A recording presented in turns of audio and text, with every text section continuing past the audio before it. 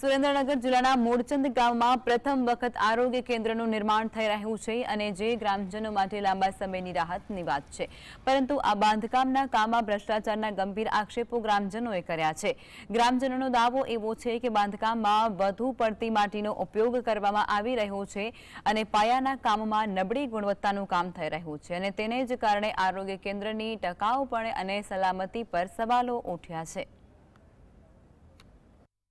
અમારા સબ સેન્ટર બને છે પણ એમાં એટલી રીત રહેતી અને ધૂળ બે જ વસ્તુ વધારે મટીરિયલમાં વપરાય છે। એક બે વાર અમે અવારનવાર આની કમ્પ્લેન કરી પણ તોય હજુ એનું કંઈ સોલ્યુશન આવતું નથી અને બીજા કોઈ વાપરે કે ના વાપરે અમે એવું વિચારીએ, અમે સમજીએ કે આ વસ્તુ અમારા ગામના લોકોને જ વાપરવાનું થશે તો લાંબા પાયે એમ કે વ્યવસ્થિત મટીરિયલ વપરાય અને સારી જગ્યાએ સારું કામ થાય એના માટે અમે માંગણી મૂકીએ છીએ।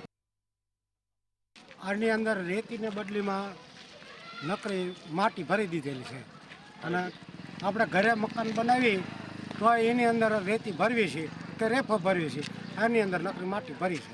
શું માંગ છે? રીતિ લાગે તમને? ગેરરીતિ દેખાય છે ને।